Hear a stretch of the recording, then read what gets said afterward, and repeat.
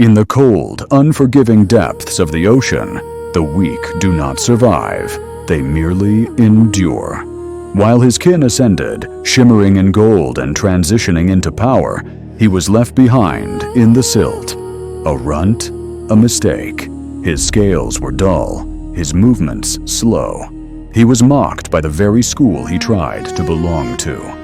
A king without a crown, drowning in the suffocating silence of his own inadequacy. He watched them swim away, believing he was destined to rot in the mud. A predator from the skies, a Pidgeotto, snatched him from his world.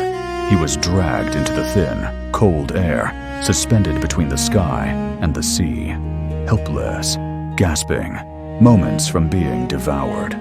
Then, a miracle in the madness. A flash of your far-fetched, battered by its own battles, struck the predator in midair. The grip loosened. The Magikarp fell. It was a long, terrifying descent, gasping for oxygen that wouldn't come. He had a choice in that final moment. Die a victim on this beach, or rise. Evolution is usually a gift, a slow, beautiful, blue metamorphosis over time. But he didn't have time. Bones snapped and lengthened, his muscles tore and rebuilt. The process was too violent, too fast. He didn't have time to develop the protective blue pigment. The raw, angry red of his past fused with the muscle of his future. He burst from the shallows, no longer a fish, but a titan of the deep. A god of rage born from the absolute brink of death. His eye, once filled with fear, now held only a piercing, unstoppable rage. He returned to the deep, to the reef, to them. The water boiled around him, generating a cyclone of pure power. The blue Gyarados, the ones who had nipped at his fins, froze. In the presence of true, unbridled power, the bullies shrank. They scattered into the shadows, terrified. He didn't need to attack. His existence was the victory. He was the Alpha, the king of the storm. They told him he was nothing. They left him to die. Now, he is the storm itself. Let this be a lesson to the broken and the beaten. Greatness cannot be rushed, and scars are not signs of weakness. They are proof of survival. When your moment finally erupts, it will not just be loud, it will shake the world. Your time is coming. In this forest, strength decides everything. Cold shadows carve the ground, and only the toughest survive their first winter. A young Growlithe pup wanders alone, curious, hopeful, too small to understand the danger around it. It sniffs the bark, follows drifting scents, its tiny breath warm against the cold air. But predators watch pups like this. They always have. A Sneasel emerges from the darkness, silent, precise, and starving. The pup reacts too slow. A slash, a cry. The forest explodes with movement as Sneasel overwhelms it, pinning, striking, tossing the pup through dirt and roots. Growlithe tries to defend itself, a pale yellow spark flickering from its throat. But it's too weak, too young. One final hit sends the pup crashing into a fallen log. Its legs give out, its body trembles, and for a moment, the forest feels still, as if this is where the story ends. But instinct is older than fear. Growlithe releases a burst of blinding heat, not an attack, just a desperate flash. Enough to confuse the predator, enough to escape. Bleeding and shaking, the pup limps into the deeper forest and disappears. Time passes. Weeks become months. The forest changes. Storms, heat, cold, new scents, new threats. And somewhere among the roots and stone, the little Growlithe heals, trains, learns. Each failed flame becomes better controlled. Each stumble becomes a sprint. Each scar becomes a lesson. When it returns, it is no longer the helpless pup from before, but a young adult, muscles tightened by hunting, scars hidden beneath thicker fur, and a fire that now answers its call. Sneasel returns too. Some predators don't forget unfinished meals, but this time, Growlithe is ready. The clash is brutal. Sneasel dives, faster than before, but Growlithe meets it with force, dodging cleanly, countering with precise bursts of pale yellow heat that warp the very air around them. A final shoulder slam, driven by months of training, sends Sneasel tumbling across the ground. It flees into the darkness, terrified of the prey it once nearly killed. Growlithe stands alone in the silence, steam rising from scorched earth. And deeper in the shadows, a larger shape watches, massive, ancient, a guardian of the forest. Arcanine, not an evolution, but the path this Growlithe may one day earn. Deep inside the Kanto wilderness, a battle for dominance begins. Two wild Mankey clash in a blur of fury, kicks, claws, screaming rage, but strength alone decides the winner. And this Mankey loses, surrounded by its own troop, struck, pushed, rejected. It is cast out of the only family it ever knew. Alone, injured, and burning with anger, Mankey wanders into the deeper forest, every breath heavy, every step trembling. To challenge its fate, Mankey unleashes its rage on the world, punching trees, tearing bark, trying desperately to feel strong again. But anger blinds more than fear. And soon, Mankey faces a creature it could never defeat, a towering Tauros with hooves like boulders and a temper far worse. The charge is brutal, the impact devastating. Mankey collapses, and for a moment, silence takes the forest, until something small and gentle steps forward. A Bulbasaur, drawn by the commotion, it approaches slowly, not with fear, but with concern. Soft green light glows from its bulb, washing over Mankey's wounds, soothing breath, easing pain. And from that small act of kindness, a bond begins. Together, they travel the wilderness, crossing rivers, running through tall grass, resting beneath starlight, learning to trust each other with every step. But the forest holds more dangers. One shadow returns with vengeance. A wild Houndour ambushes, striking Bulbasaur to the ground. Mankey stands between them, bruised, terrified, yet unbroken. The fight is desperate. Houndour overpowers Mankey, pinning it down for the final blow, until the forest erupts with light. Bulbasaur releases a burst of natural energy, a blinding solar flash that hurls Houndour into the crashing sea below. Exhausted, Bulbasaur collapses, and Mankey, for the first time in its life, chooses not to fight, but to protect.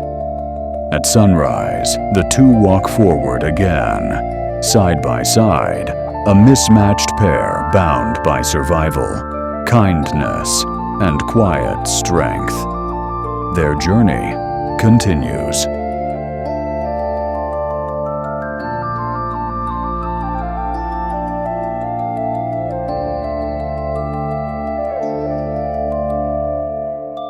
High in the northern reaches, where winter never fully yields, a spark moves against the cold. Small, cautious, and radiant, a Vulpix navigates the snow. Its little paws press deep into the frost, and with every breath, steam escapes into the frigid air. Despite its fragile appearance, Vulpix is engineered for extremes. Beneath its fur lies a biological furnace, a controlled system of fire glands and insulated tail reserves that conserve heat with remarkable efficiency. As night falls, the temperature plummets, snow deepens, wind sharpens. In these moments, even fire trembles. But sometimes, the wilderness watches back. Through the storm, a silhouette forms, not of prey, nor predator, but something older. From the blizzard emerges Ninetales. The ground is cold, but I still feel the fire. Feet on the earth, my heart climbs higher. The wind hums low, it whispers dream. I see the light, it cuts through seams. Alright, alright. The morning's near. Alright, alright. The path is clear. Rise like the sun. Break through the night. Rise like the sun. Burn with the light. Step by step, the rhythm runs. Rise like the sun. Oh, rise like the sun.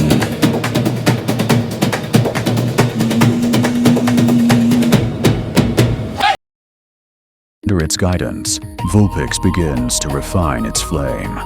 What was once instinct becomes understanding, a controlled ribbon of fire, shaped with intention rather than fear. As the long night deepens, the young fox rests beside its guardian. Their shared heat pushes back the cold, forming a pocket of warmth in a world carved from ice. With sunrise comes change. The wilderness glows with soft morning light as Vulpix and Ninetales travel onward together.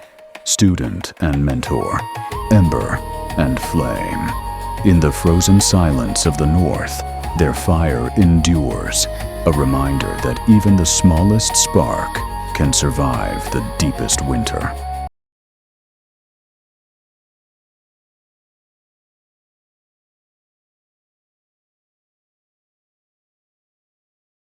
The forest was alive that night.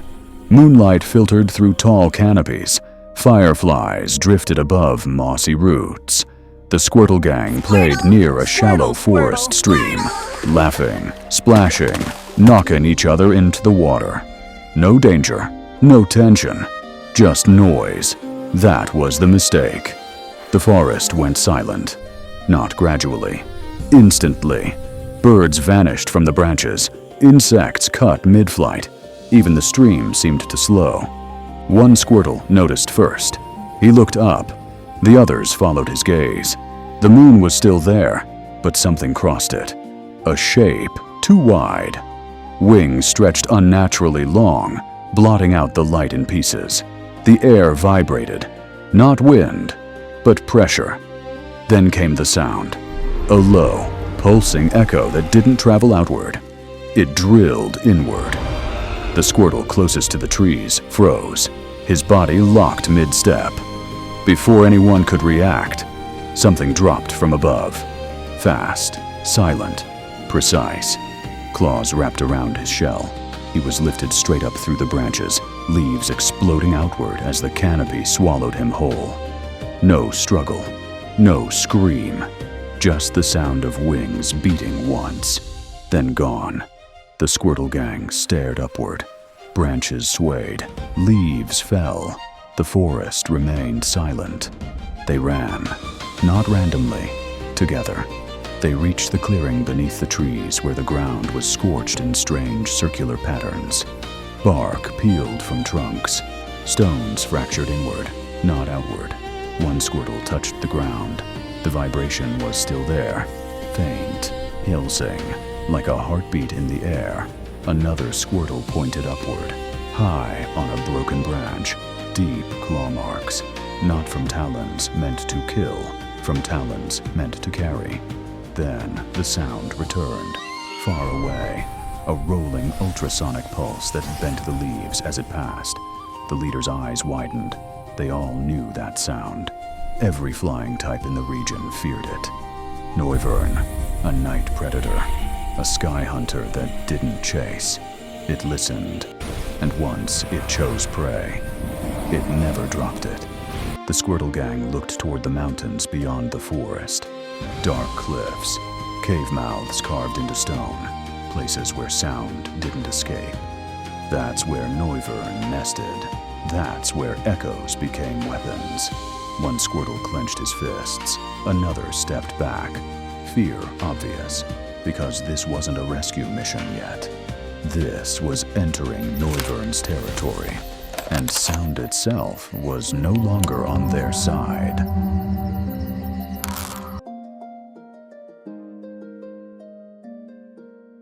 What happens when an unstoppable force meets an immovable object? In theory, the answer doesn't exist. In the wild, it happens in an instant. A kick launched at full extension, a punch thrown from rooted ground. Impact detonates. The forest shudders. The earth fractures beneath them. For a breath, neither fighter advances. The spear has stopped. The shield has shifted. To understand how this moment exists, we must go back. Before fists hardened, before legs became weapons, back to potential. Beyond Johto's forests, two Tyrogue are born from the same brood. Brothers, identical in form, unscarred, unshaped, marked only by the cloths tied at their waists, one pale, one bold. At this stage, they are equal. They train together. They tumble through dust, strike at empty air, spin clumsily on uncertain footing. Every fall is shared. Every success belongs to both. They are not strong yet, but they are together. And in the wild, equality never lasts. As time passes, difference emerges. One adapts quickly. His movements sharpen. His strikes land before danger arrives. The other struggles. Balance slips. Recovery slows. He absorbs impact, but cannot escape it. During a clash with older fighting types, the difference is exposed. The slower brother is struck down. Hard. He tries to rise. Fails. For a moment, their eyes meet. Instinct expects help, but the other turns away. Not in hatred, in certainty. In the wild, hesitation endangers both. And with that step away, a belief is born. The weak slow the strong. Alone and injured, the abandoned Tyrogue wanders. Across stone, across cold ground, across silence. Each step reinforces the truth he cannot ignore. Speed failed him. In the mountains, exhausted, he collapses. That is where he is found by Hariyama. Hariyama does not strike. He watches. Training begins. Not to strike first, not to strike harder, but to endure. To remain standing when force arrives. To hold position while the world presses in. Pain becomes information. Fear becomes weight. Absorbed, not avoided. He learns a rare truth. Strength does not always advance. Sometimes it holds. When evolution comes, it follows that belief. They laughed at the fall, mocked my name. Now watch me rebuild from the ashes of shame. When you got nothing, fear disappears. Only vision, only grind, only gears. I'm the storm in the silence, the fire in night. A lone wolf ready for the final fight. I got nothing to lose, so I walk through flames. No chains on my soul, no fear in my veins. Every scar is a crown, every fall my proof. From the ground to the throne, breaking through the roof. Nothing to lose, so I'm going full force. I'm my own army, my own damn force. Tell the shadows I'm back to rule. A broken man with unbreakable fuel. No riches, no status, just hunger in veins. Every lost cause, power through my pain. They said I failed. His stance lowers, his fists steady, his movement tightens. He becomes Hitmonchan, a fighter shaped by resistance, not built to conquer, built to stop. Far away, the other brother never slows. He runs toward danger. Into volcanic foothills where hesitation burns and mistakes scar flesh. There, he faces Blaziken. There is no instruction, only consequence. Distance becomes survival. Reach becomes dominance. He learns to end conflict before retaliation exists. Armor is unnecessary. Speed is doctrine. When evolution takes him, it follows obsession. His legs lengthen. Power channels into momentum. He becomes Hitmonlee, a fighter built to dominate space. Strength gathers momentum. Around Hitmonlee, others begin to follow. Not because he protects them, but because he proves something they already believe. That survival is earned. That weakness is a choice. That those who cannot keep up should not be carried. He does not recruit. He advances. And those who endure remain. Those who fall are ignored. In time, the forest changes. Paths narrow, territory tightens. The weak move at the edges, unseen. The strong walk openly, unchallenged. To Hitmonlee, this is not cruelty. It is order, a system without hesitation. A world where every step forward is justified by strength alone. But order built only on force has a flaw. It leaves no space for mercy, and no defense for those who cannot fight back. That flaw draws something ancient. Narrow forest corridor. A vulnerable group is trapped. Hitmonlee steps forward. Before the strike lands, a familiar stance stops him. Low, rooted, unmoving. Hitmonchan. They recognize each other instantly. Not by face, by belief. Hitmonlee strikes. Hitmonchan holds. Impact crashes into resistance. The blow does not pass through. Behind the shield, the vulnerable escape. Born the same, shaped differently, defined by choice. Evolution decides what a body becomes. Choice decides what that strength serves. And in the Pokémon world, that choice is everything.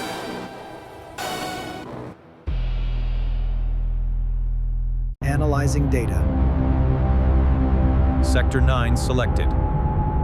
Status dormant anomaly detected. No. It's too deep. Warning is critical. Exceeding all records. We need to evacuate. Look at the speed of that creature. That is a standard rock Onix, an apex predator of the deep earth. Usually, it moves with slow, deliberate power. But right now, it is frantic. It's not tunneling. It's fleeing. It bursts into the surface light, desperate to escape the thing coming up behind it. Because it knows what we are just finding out. This is the Crystal Onix. Under the full light of the sun, the difference is horrifying. The standard Onix is dull, heavy gray rock. The creature towering over it is a titan of pure, living glass. This didn't happen by accident. This is the result of 500 years of absolute isolation. Trapped in a silica pocket with zero food, starvation forced a terrifying evolution. It consumed its own prison. It purged the iron and stone from its body, replacing its bones with crystal and its blood with liquid minerals. It became a living sculpture of tempered glass.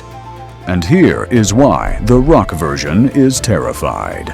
The mining outpost's perimeter defense activates immediately. Sensors detect a massive seismic threat and engage the hydro cannons. This is standard safety protocol. Blast the intruders with water to weigh them down. Watch the difference physics makes. The water blast hits the rock Onix, and it immediately screams. The pressure is enough to cut through steel, but on the rock Onix, it acts like a heavy blanket. Its porous body absorbs the moisture, turning to heavy mud. It collapses, pinned to the ground. But look at the Crystal Onix. The high-pressure stream hits that translucent skin and simply explodes into mist. It doesn't absorb, it refracts. The water acts as a lubricant, polishing the glass and reducing friction to almost zero. The defense cannons didn't slow it down, they unleashed it. It is sliding across the surface with the speed of a viper, erasing its ancestral weakness. You can actually hear the sound of its movement, not a rumble, but a high-pitched grinding, like a glacier cracking. But nature always demands a trade. By becoming glass, it gained immunity to water, but it acquired a fatal, tragic flaw. Glass is strong, but it cannot handle rapid thermal shock. It cannot stretch, It stands triumphant now, indestructible to the flood. But if this creature encounters a single Fire-type Pokémon, or even a sudden, intense heat wave, the physics of its body will fail. It won't just faint. The internal stress will cause it to detonate. We are looking at a beautiful, invincible god made of glass, standing in a world that might just be too warm for it to survive. Deep in the humid embrace of the Pallet Town marshlands, where the mist clings to the ground and ancient trees guard their secrets, a creature stirs. It is not a plant, though it wears the forest like a cloak. This is Tangela, a walking enigma wrapped in infinite blue vines. These aren't just camouflage, they are its sensory organs, its limbs, its very essence. If a vine is torn, it feels no pain. It simply grows a new one by the next sunrise. Look closely. Beneath the writhing thicket, two large, curious eyes peer out from the deep darkness. Researchers have tried to see what truly lies beneath these ever-moving vines for decades, but the mystery persists. Some theorize that Tangela is a spirit bound to the swamp, holding a physical form only through these tangled roots. Its distinctive red boots are the only thing that seems to truly anchor it to our tangible reality. But Tangela is more than just a walking mystery. Its vines are a complex system for survival and interaction. In this rare sighting, we observe a Tangela utilizing its absorb move, its tendrils gently yet firmly drawing energy from a nearby Oddish, a vital exchange in the marshland ecosystem.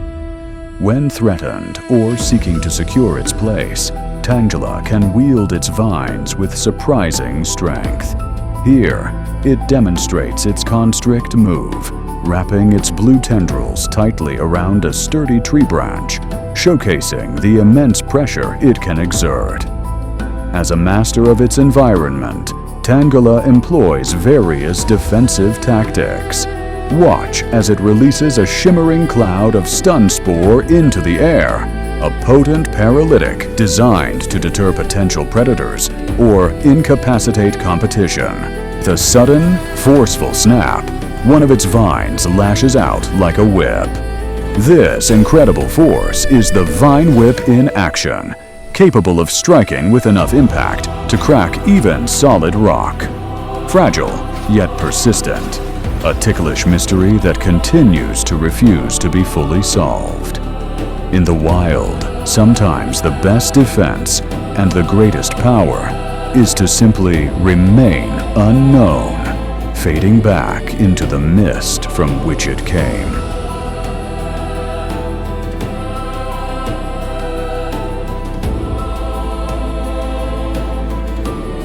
In the untamed expanses of the Pokémon world, survival usually depends on the pack.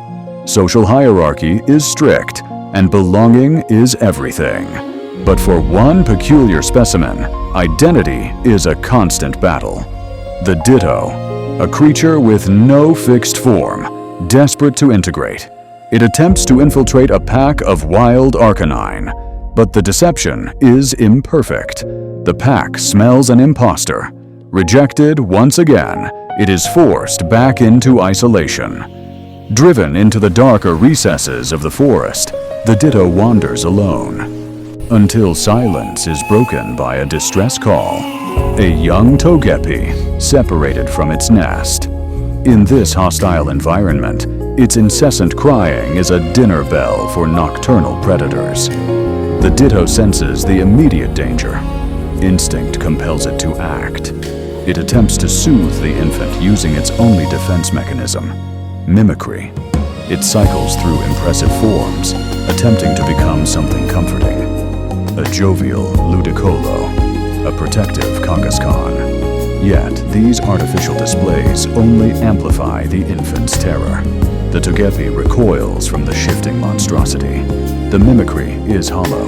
Exhausted and defeated, the Ditto relinquishes its facade. It returns to its basal state. And then, silence. Stripped of artifice, the simple, vulnerable form is no longer terrifying to the child. It offers a strange kinship, an answering call. The matriarch arrives. As the reunion takes place, the Ditto remains behind, a silent observer. It has learned a crucial lesson in this harsh wilderness. Survival isn't always about flawless imitation. Sometimes, the most powerful form is one's own.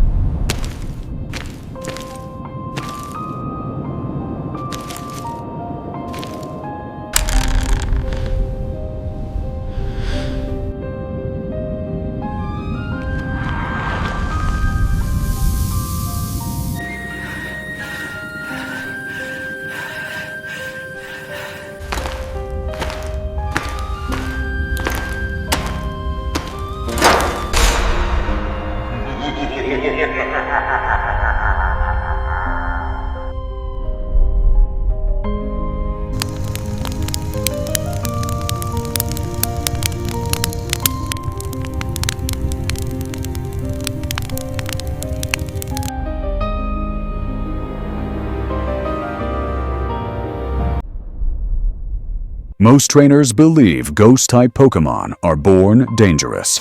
They are blamed for hauntings, for fear, for death. When something moves in the dark, we give it a name, and that name becomes the excuse. But this belief ignores a simpler truth. Ghost Pokémon are not born from cruelty. They are born from absence, not what is present, but what is missing. It begins with Ghastly, a drifting cloud of gas, barely stable, barely present. Ghastly does not stalk prey. It does not hunt. It lingers around abandoned houses, empty Pokémon centers, battlefields long forgotten, places where laughter once existed, and then stopped. Ghastly doesn't arrive during tragedy. It arrives after everyone has left. Ghastly feeds on residue, not souls, not fear. Leftover emotion, confusion that never got answers, loneliness that never found closure, regret that had nowhere to go. This is why Ghastly doesn't chase humans. It waits for them to leave, because Ghastly forms when something important ends without being acknowledged. Some Ghastly remain too long, watching trainers abandon partners, watching Pokémon faint and never return. Watching promises break quietly. Time thickens the gas, emotion compresses, the shape stabilizes, and Ghastly becomes something else. Not stronger, more aware. Haunter is no longer passive. It interacts. It pulls shadows, touches objects, moves what should stay still, and it laughs. Not out of malice, but frustration. Haunter has learned something Ghastly never did. Being ignored hurts more than being feared. So Haunter interrupts. It startles. It forces acknowledgement, because silence has already taught it what neglect feels like. This is where humans make a mistake. They see Haunter's behavior as cruelty. Pranks become hauntings. Warnings become threats. Instead of asking why Haunter acts this way, they ask how to stop it. So trainers respond the only way they know how. With force, containment, battles, control. And in doing so, they confirm Haunter's worst fear. When Haunter is attacked, when it is captured violently, when it is forced to battle for entertainment, something irreversible happens. The laughter stops, the shadow hardens, and Gengar is born, not through hatred, but realization. Fear is the only language people respond to, so it learns to speak fluently. Gengar is not evil. It is resentment given shape. A Pokémon that learned kindness goes unnoticed, but fear commands attention. Gengar does not seek to kill. it seeks to be impossible to ignore. That distinction matters. Because Gengar doesn't enjoy suffering, it remembers it. Wild Gengar do not haunt homes that are lived in. They appear where life ended abruptly. Hospitals closed overnight, gyms abandoned without farewell. Roots trainers stopped walking without explanation. Gengar does not chase life. It guards absence, like a marker left behind when something mattered and was discarded too easily. A sealed rocket document reveals something disturbing. Every captured Gengar shared one trait. They never attacked first, they reacted. Every recorded incident followed one of 3 events: abandonment, exploitation, or betrayal. Gengar was never the cause, it was the echo. Researchers eventually noticed a pattern. When humans leave places slowly, when goodbyes happen, when Pokémon are released with care, Ghastly fades, Haunter calms, and Gengar never forms. Ghost Pokémon do not appear where endings are respected. They appear where endings are denied. Ghost Pokémon are not signs of death. They are signs of unfinished endings. And Gengar exists for one reason alone: to remind the world that some things don't disappear just because you walked away. Gengar doesn't haunt the living. It haunts what they refuse to face. In the warm forests near ancient volcanoes, a tiny spark wakes from its nest. This is Cyndaquil, small, timid, and one surprise away from igniting into a fireball. As sunrise breaks, Cyndaquil crawls out from under tree roots, warming its body as gentle flames flicker on its back. A sudden rustle in the grass startles it, and its flames flare bright, only to reveal a harmless Sentret checking its territory. With its nerves settled, Cyndaquil begins foraging for berries along fallen logs. A few soft embers keep hungry bug Pokémon from stealing its meal, but danger still lurks in this forest. A wild Mankey bursts from the bushes, charging with no warning. Cyndaquil reacts instantly, igniting into a rolling flame wheel that throws sparks into the air. The attack is enough to drive Mankey away, leaving Cyndaquil shaken but proud. Later, near the river, a playful Totodile splashes around. Instead of fighting, it offers Cyndaquil a berry, a brief moment of peace in the wild. As the sun dips low, Cyndaquil's flames grow hotter, brighter, until a burst of light transforms it into Quilava. Faster, stronger, and far more confident, Quilava's flames now burn in smooth jets as it claims its territory. But even this evolution is only the beginning. Deep in these forests roams a powerful Typhlosion, a silent, legendary fire type few ever see. One day, Quilava may rise to match its strength, from tiny spark to future inferno. This is the story of Cyndaquil. Deep in the jagged wind-swept canyons of Meteor Falls, nature has played a cruel joke. Here, we find a creature born with the soul of a Sky King, but the body of a prisoner. This is Bagon. Every morning, it scales the highest cliffs of the Hoenn region. It stands on the precipice, visualizing wings that do not exist. And then, it jumps. Gravity is unforgiving. The fall is brutal. Bagon crashes into the rocks below, time and time again. Its head has developed a casing of rock-hard steel. It smashes its head against boulders, venting its anger, wishing it could just break the shackles of the earth. Then, one day, the jumping stops. Bagon vanishes. It retreats into the deepest, darkest cavern it can find. It stops eating. It stops moving. The frustrated thrashing is replaced by a terrifying silence. It begins to encase itself in a heavy, white armor. It evolves into Shelgon. To a predator, this looks like a vulnerability. a creature that cannot run or fight. But this is not a coma, it is a pressure cooker. Inside the calcified shell, the biological processes are accelerating to dangerous levels. The cells are stripping away the old body, dissolving bone and muscle to build something entirely new.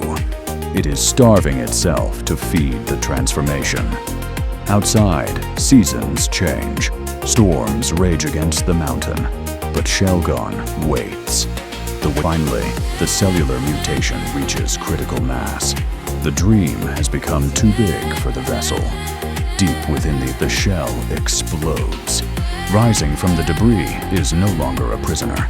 It is a masterpiece of evolution. Salamence. Enormous, blood-red wings unfurl for the first time, catching the mountain updrafts. The creature that spent a lifetime falling now looks down on the world. It returns to the cliff edge, but this time, gravity has no hold on it. With a single, powerful stroke, it launches into the clouds. It roars, not in anger, but in triumph. It is living proof that if you want something bad enough, you can rewrite your own biology to take it.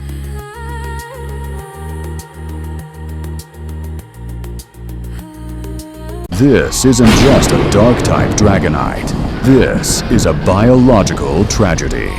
Look closely at his frame. The way his muscles spasm isn't from exertion. It's a reaction to a foreign toxin tearing him apart from the inside. In his hand, he holds a Dragonair, his own student. Not out of malice, but out of a confused, predatory instinct he can no longer control. The Guardian of the Sea died the moment his fingers closed around that throat. It started with a desperate choice. When industrial poachers threatened his pod, Dragonite sought power in the deepest ruins of the Cerulean Cave.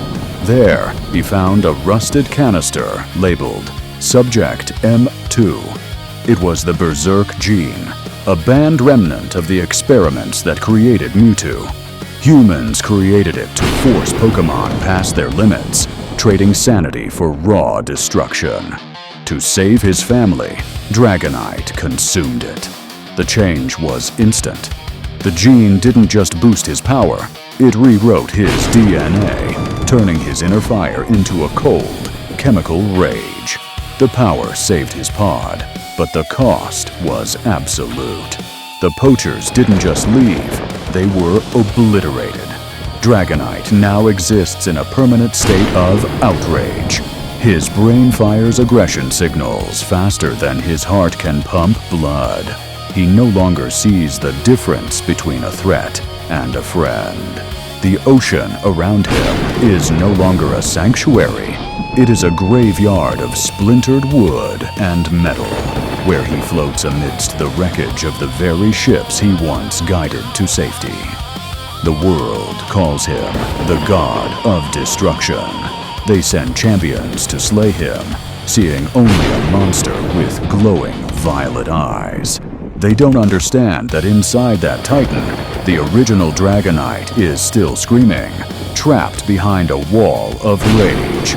He isn't a villain. He is the ultimate proof that man's ambition always comes at a Pokemon's expense. The Guardian didn't fall to darkness. He fell to science.